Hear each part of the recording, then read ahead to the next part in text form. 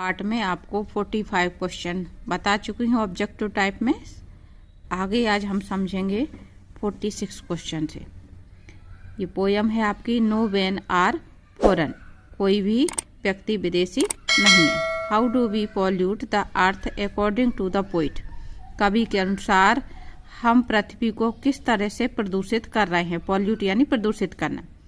Bye hating and killing others, यहाँ पे कवि दूसरे तरह के प्रदूषण की बात कर रहे हैं और कवि इसमें कहते हैं कि हम नफरत फैला करके और लोगों को मार करके पृथ्वी पर प्रदूषण फैला रहे हैं।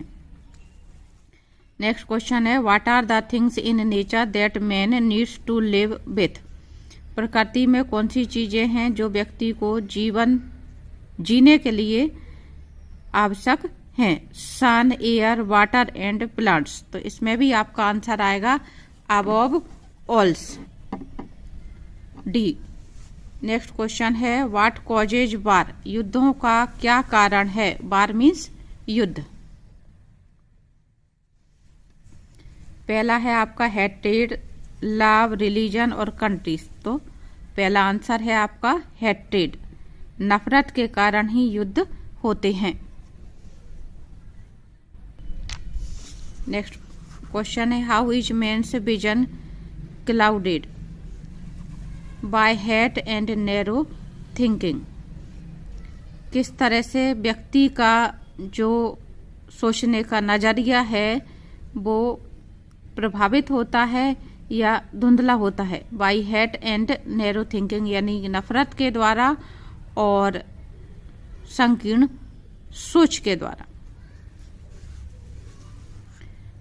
अगली पोयम है आपकी the duck and the kangaroo, who makes the sound quack, quack की आवाज कौन करता है, तो आंसर है आपका duck. What is the duck's wish, duck की इच्छा क्या है। To hop like a kangaroo, duck की इच्छा है कि वो कंगारू की तरह होप कर सके। होप यानी फुदक फुदक करके चलना, कूद कूद कर उछक कर चलना। Next why does the duck praise kangaroo, duck kangaroo की प्रशंसा क्यों करता है। For its ability to hop and move, उसकी होप करने यानी उछलने की और चलने की क्षमता के कारण, फुदकने के कारण। नेक्स्ट क्वेश्चन है what do the words good gracious show in the poem,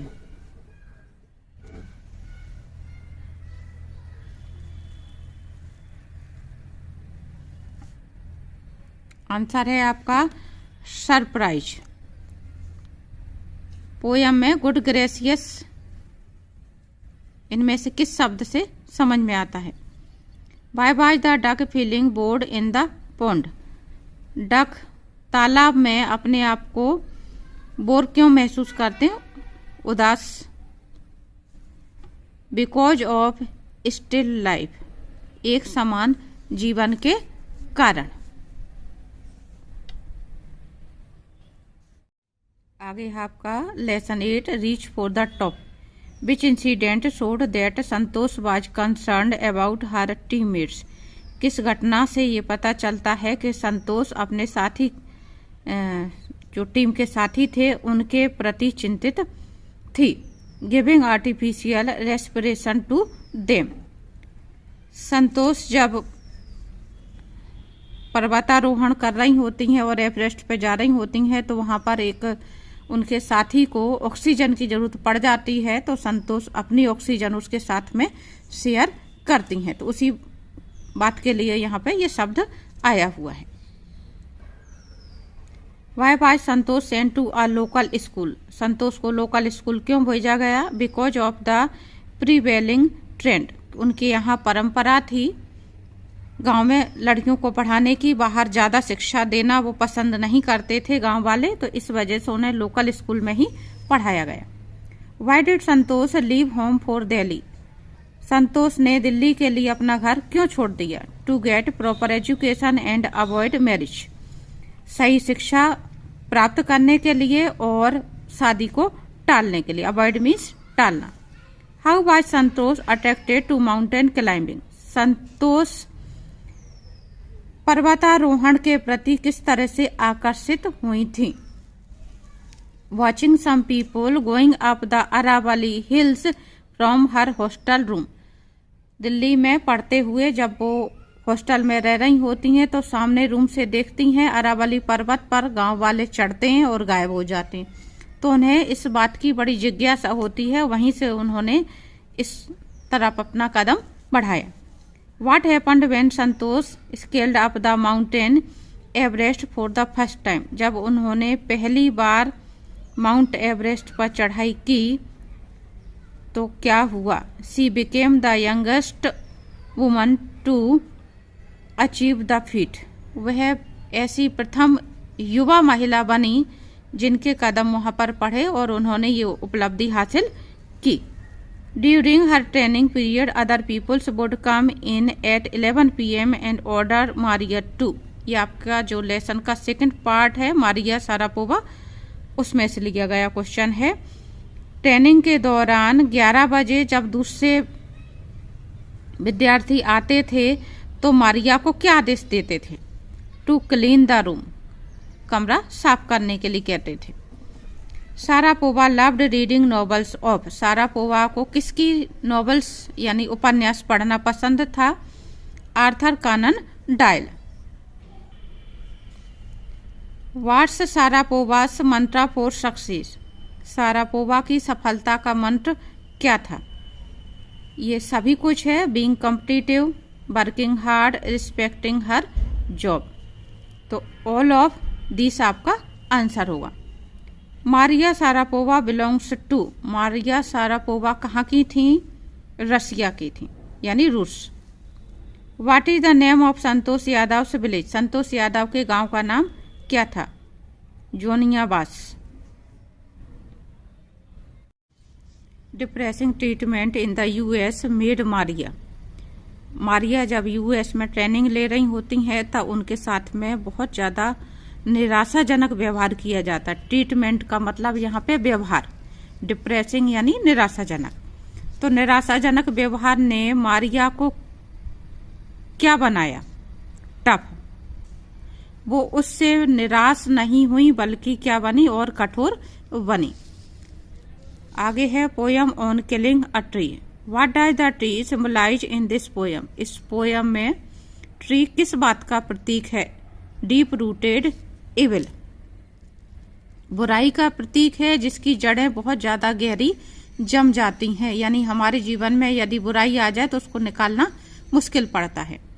what help the tree to grow. पेड़ को उगने में क्या मदद करती है। अर्थ।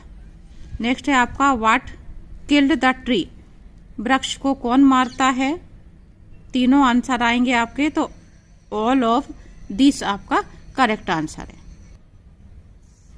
How do the trees die. पेड़ के वृक्ष कैसे मर जाते हैं। When their roots are uprooted. जब उनकी जड़ों को उखाड़ दिया जाता है तो ही वो मरते हैं। What does the poet equate killing trees with. Equate का मतलब बराबर मानना, किसी चीज की तुलना करना और के समान मानना। तो वृक्ष को मारना कवि ने किसके समान माना है। किलिंग ह्यूमन बींग्स, मनुष्य को मारने के समान। नेक्स्ट है आपका lesson 9 the bond of love. Whom did the author get by accident. Author को क्या मिला था एक दुर्घटनावश। अ स्लॉथ बियर, एक छोटा भालू। Where did the author find the sloth bear. लेखक को स्लॉथ बियर कहाँ मिला था। In the sugar cane field near Mysore. Sugar cane कहते हैं गन्ना, गन्ने के खेत में मैसूर के पास। Whom did the author present the bear as a gift to. Author ने यानी लेखक ने बियर को, भालू को गिफ्ट के रूप में किसको दिया। हिज वाइफ, अपनी पत्नी को। नेक्स्ट है what was the name given to the bear. भालू को क्या नाम दिया गया। Bruno. Why did the narrator's family decide to leave Bruno in the zoo? लेखक के परिवार ने क्यों निश्चय किया कि वह ब्रूनो यानी कि भालू को चिड़ियाघर में छोड़ देंगे। जू मीन्स चिड़ियाघर। He was growing too big to be at home, क्योंकि वह बहुत ज़्यादा बड़ा होता जा रहा था घर के लिए, यानी घर पे रहने लायक नहीं था, उसका साइज बड़ा होता जा रहा था।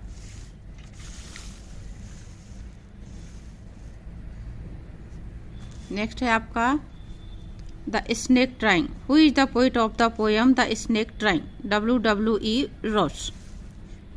Who chased the snake man? किसने पीछा किया सांप का?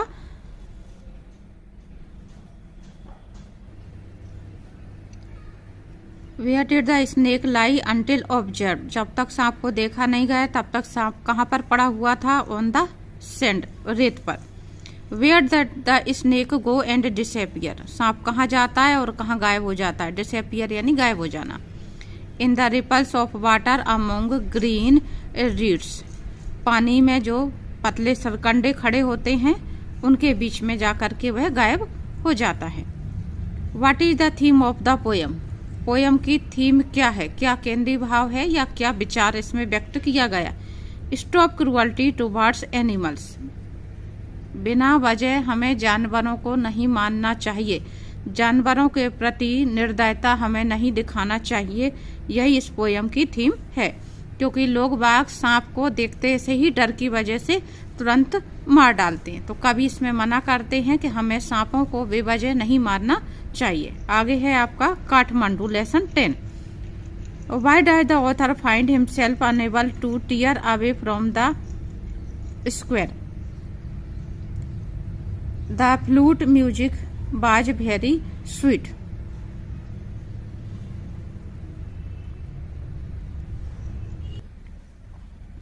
कभी अपने आप को चौराहे से दूर जाने में असमर्थ क्यों पाते हैं? क्योंकि उन्हें बांसुरी की आवाज जो है बहुत मधुर लगती है। The flute on the pole of fruit seller are compare to? जो डंडे पे लगाए हुए बांसुरी वादक बांसुरियां बेच रहा होता है, तो लेखक ने उसकी तुलना किससे की है? Quills of a porcupine? जो शाही के कांटे होते हैं उसके समान लेखक ने उसकी तुलना की है। What atmosphere is there around the Boudhanath Stupa? जो गौतम बुद्ध का स्तूप होता है उसके आसपास का माहौल या वातावरण कैसा होता है? एटमॉस्फेयर यानी वातावरण। आ सेंस ऑफ स्टिलनेस? वहां चारों तरफ खामोशी होती है। Which famous Hindu temple is situated in Kathmandu? कौन सा प्रसिद्ध हिंदू मंदिर काठमांडू में स्थित है? पशुपतिनाथ।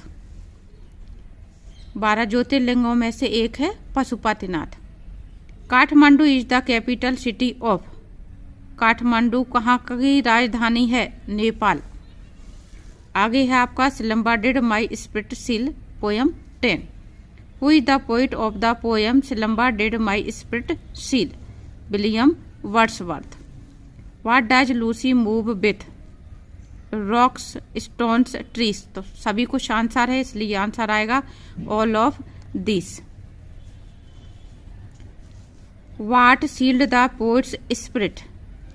अ joke. What was Lucy doing after her death? अपनी मौत के बाद लूसी क्या कर रही होगी? Moving here and there in the earth's course of rotation. और आगे है how did the poet feel after his beloved death? अपने प्यारे की मौत के बाद कवि कैसा महसूस करते हैं? ग्रीफ स्ट्राइकन, बहुत ज्यादा दुखी। तो यहाँ पे आपके जो ऑब्जेक्टिव टाइप क्वेश्चन दिए हुए थे पोयम में 90, वो कंप्लीट होते हैं। उम्मीद करती हूँ आपको इतने समझ में आ गए होंगे।